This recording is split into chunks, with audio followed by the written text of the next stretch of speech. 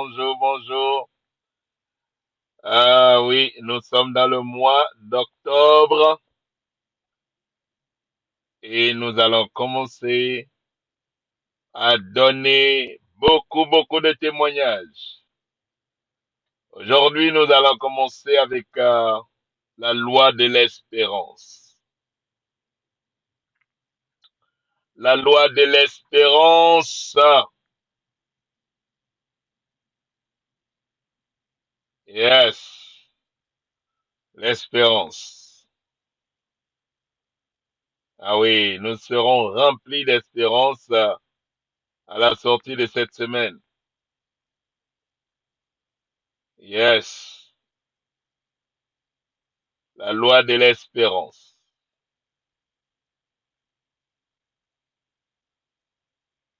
Yes, yes. On va commencer. Nous allons parler de la loi de l'espérance dans cette semaine. L'espérance, la Bible dit que l'espérance ne trompe pas. Oui, l'espérance ne trompe pas. Car l'amour de Dieu est manifesté en Jésus-Christ. Vraiment, l'espérance, c'est une partie de la foi. Bonjour frère Willy. Une partie de la foi. On ne peut pas dire que nous avons la foi sans avoir de l'espoir. Oui. Quand tu dis tu as la foi, ça veut dire que tu es rempli d'espérance. C'est pour cela qu'il y a des conflits au-dedans de certaines personnes qui, en fait, suivent Dieu par la peur et ils se posent les questions pourquoi ils n'ont pas de résultat. Parce que ce n'est pas la foi qui les motive, c'est la peur qui les motive. Parce que le signe que c'est la foi qui te motive, c'est que tu seras rempli d'espérance. Vous voyez? Dans le mot espérance, nous voyons tout de suite le courage de choisir, c'est-à-dire le choix. Nous voyons le choix. Dans le mot espérance, nous voyons vraiment là, la union voit le choix.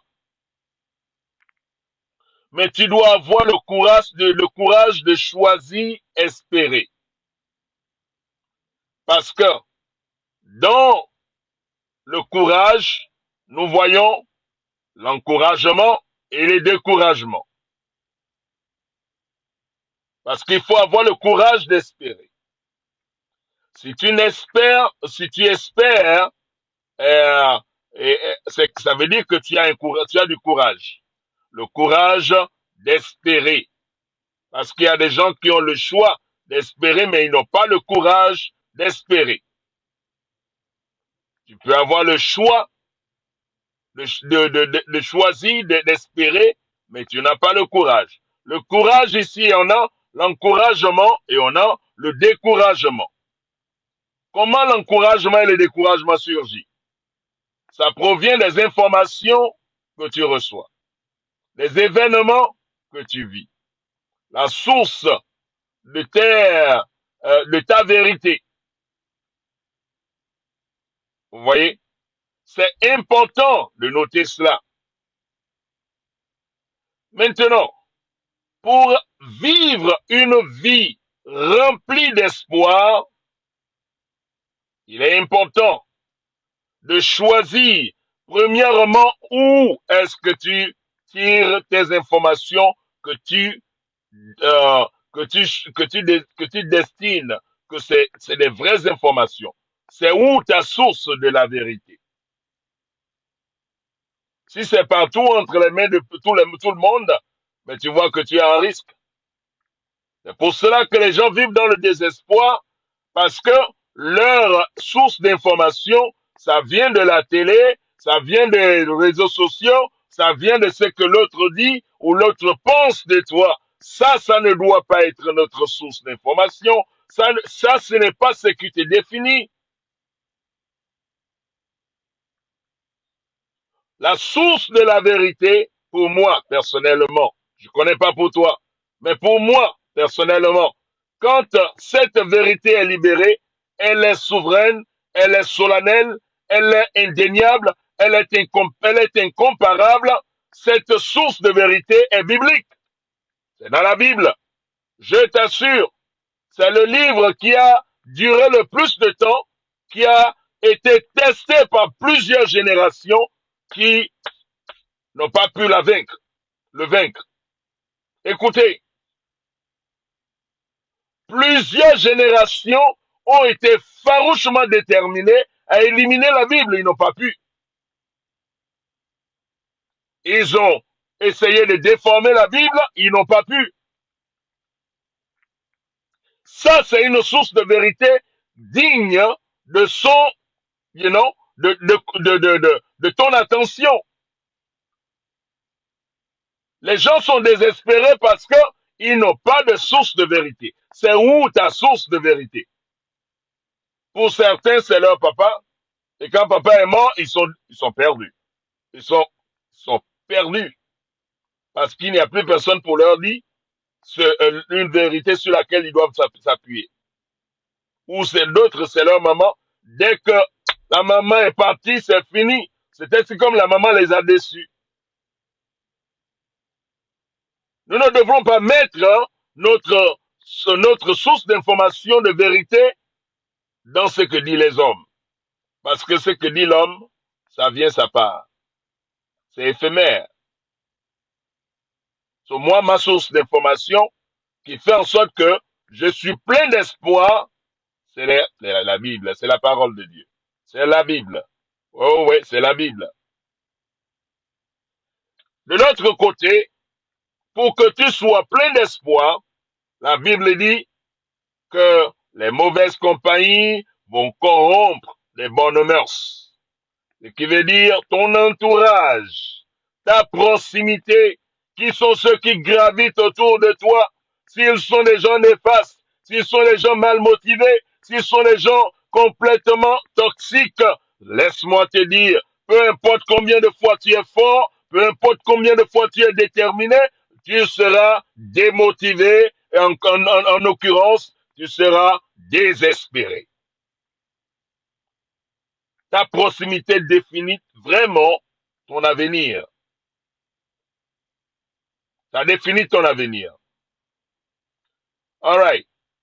Le dernier point, qui est le troisième point, c'est ta croyance. Qu'est-ce que tu crois de toi-même? Qu'est-ce que tu crois des autres?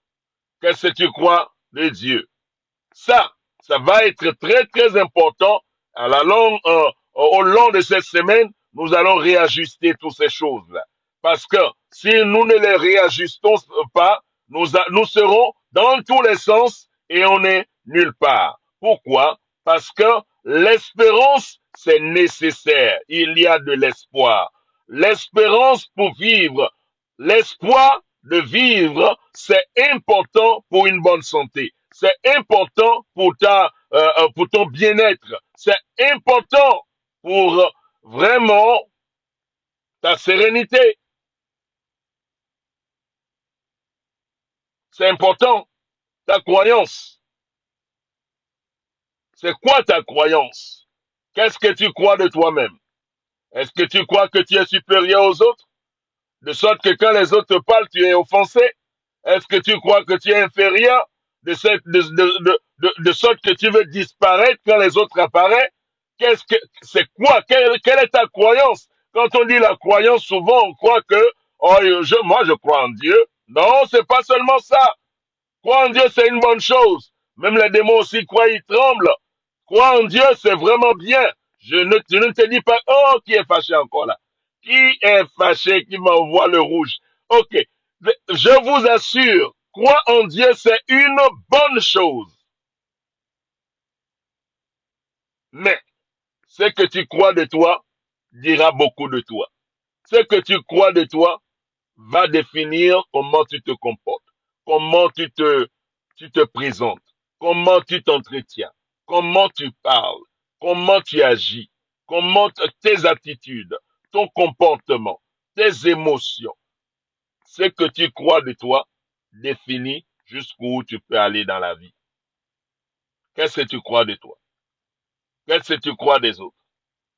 Et qu'est-ce que tu crois vraiment de Dieu?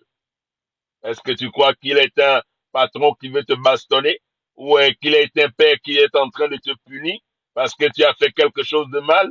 Ou tu crois qu'il est un père d'amour qui veut que ta joie soit parfaite? Vous voyez?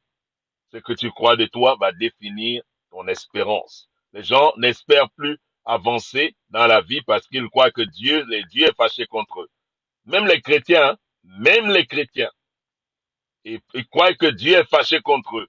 En l'occurrence, ils veulent se donner la mort. Il y en a plein comme ça dans l'église. Plein qui ont une croyance incomplètement tordue de ce qui est de la personne de Dieu, parce qu'ils ont une croyance tordue d'eux-mêmes. Ils ne connaissent pas qui ils sont réellement. Ça, c'est les choses que nous allons dépouiller dans cette semaine. Nous voulons parler de la loi de l'espérance. Il y a encore de l'espoir. Je veux te dire une chose aujourd'hui. Après tes difficultés, garde, conserve ta vie pour voir la vie après les difficultés. Il y a la vie après les difficultés. Il y a la vie après la maladie. Il y a la vie après la pauvreté. Il y a la vie. Il y a la vie après n'importe quelle circonstance compliquée, vraiment difficile. Il y a même la vie après ta richesse. Il y a la vie après ta richesse. Ceux qui n'ont pas de richesse croient que quand ils auront la richesse, ils vont vivre, je vais vivre. Et ceux qui ont la richesse se disent que, oh, quand je vais, vraiment, quand est-ce que je vais même vivre? Toi, tu crois qu'ils sont en train de vivre et ils croient qu'ils ne vivent pas toujours. Après la richesse aussi, il y a la vie. Garde l'espoir. Cherche, sois curieux assez de chercher à voir après cet événement, après ce temps, après ce jour, après cette semaine. Sois curieux de voir après le temps que tu es en train de passer là. Il y a de l'espoir. Il y a de l'espoir. Et nous allons parler cette semaine de la loi de l'espérance. Je te dis, tu seras plein d'espérance.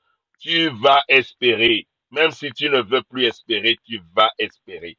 Parce que c'est la vérité. Il y a de l'espoir.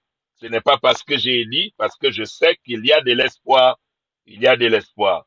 Ceux qui disent que, oh, je ne peux plus, vraiment c'est fini, je suis fatigué de ceci, et ils vont se tuer. Écoutez, c'est la seule personne à qui ils ont enlevé la vie, c'est eux-mêmes. Alors ils ne vont pas voir ce qu'il y a après les difficultés qu'ils sont en train de dire qu'ils sont fatigués là. Parce qu'il y a la vie après ça. Il suffit seulement de tenir bon. Après, tu tiens bon jusqu'à ce que tu traverses ça. Alors, dès que tu as traversé, tu verras la vie. Je te dis, frère Willy, garde espoir. Ne désespère jamais. Garde espoir. Même s'il n'y a plus de raison d'espérer, garde espoir. Même si toutes les situations autour de toi t'obligent à désespérer, garde espoir. Parce qu'il y a de l'espoir.